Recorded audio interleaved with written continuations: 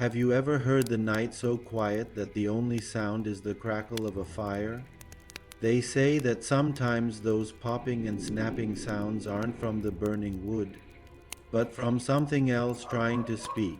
When I was a child huddled by the fireplace, my mother always told me, "Fire has a tongue, son, and sometimes it warns you."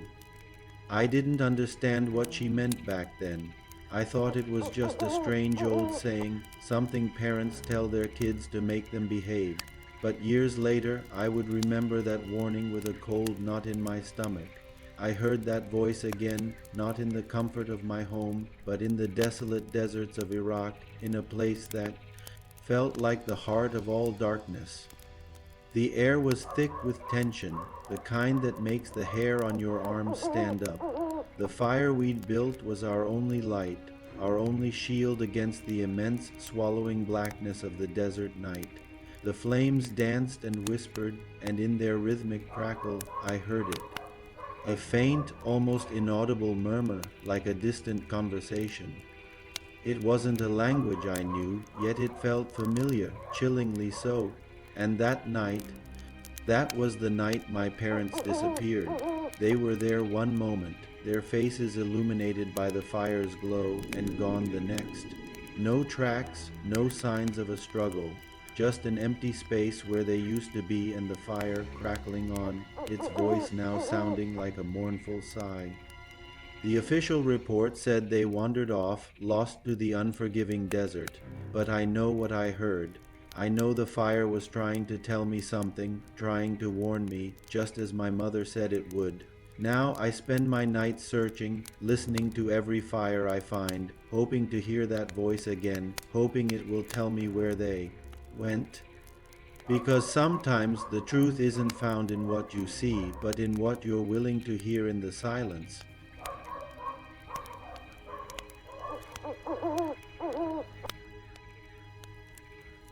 Some stones don't just carry weight, they carry a voice, and once you hear that voice, silence never belongs to you again. I understand that now all too well. Ever since I returned from that cursed temple, there hasn't been a single moment of quiet that was truly mine. It started as a faint whisper, a rustle in the dead of night, something I could dismiss as the wind. But it grew, twisting into words, into a presence that fills every empty space. The stone I brought back, it's not just an artifact, it's a vessel. The silence I once cherished is now a constant hum, a relentless conversation with something ancient and unknown. I thought I was bringing home a piece of history, but instead I've brought back its ghost. If you're watching, maybe you can help me understand. What did I awaken?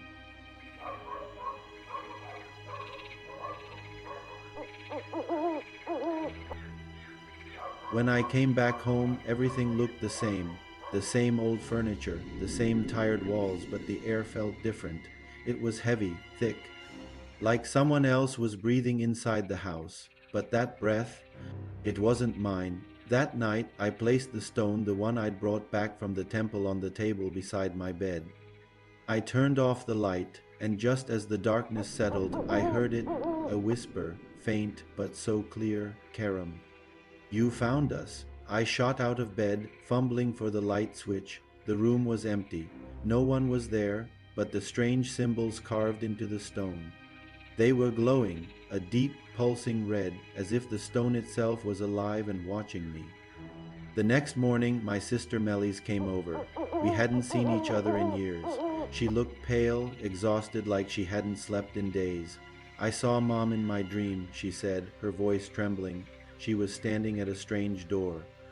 "And she told me to tell you, don't come back." My heart froze. Melis had no idea I'd just been to Iraq.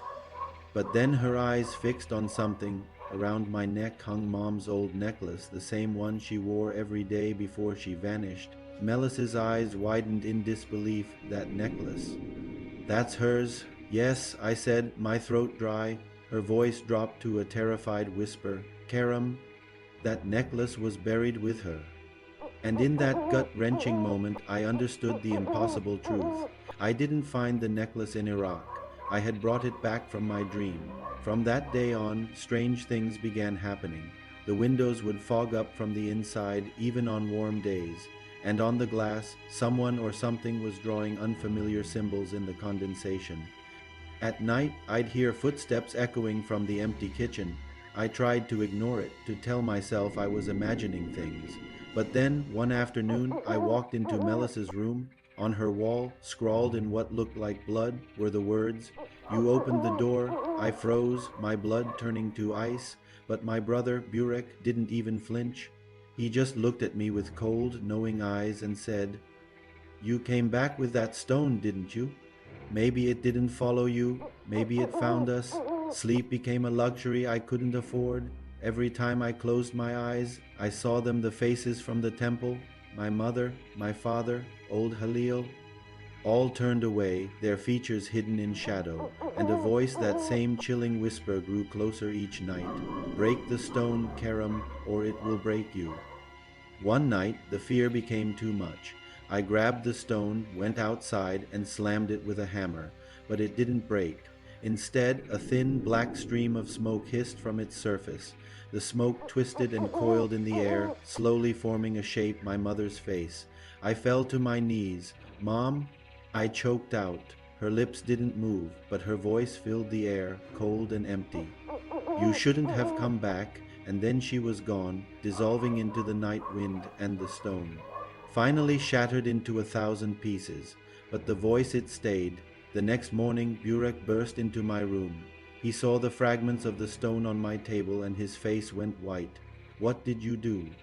he yelled. "I broke it," I told him. "I broke the stone. That stone was our protector, Kerem." I stared at him, completely lost. "What are you talking about?" He lowered his head, his whole body shaking, before Dad left. "He gave that stone to someone. He said our family's blood was sealed inside it. That seal kept them out, now that you've broken it. They're free." That night, the house came alive. Doors slammed shut on their own. Windows shattered, one after another. And from the living room, I heard my father's voice, full of sorrow and rage. "Kerem, my son, why did you silence us?" I ran to my room, but the walls were breathing, swelling and contracting, and with each breath a distorted face pressed out from the plaster. Melis was on the floor, curled in a ball, crying. "He's back," she sobbed, the smoke from the stone. "It's inside the house now." When morning came, everything was silent, too silent. They were gone. Burek and Melis vanished.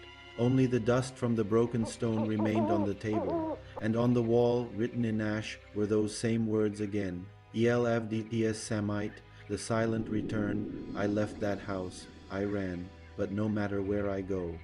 The whisper follows every night. It begins in a language I can't understand. Then it shifts into my own voice, saying the same thing over and over. "You opened the door, Kerem, and now." It will never close. That's why I'm telling you this story. Maybe if someone else listens, if someone stares into the fire long enough, they'll hear the same voice. Maybe you will, but be careful.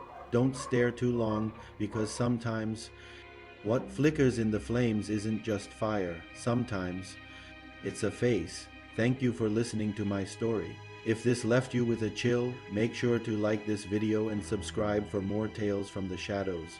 Stay safe out there.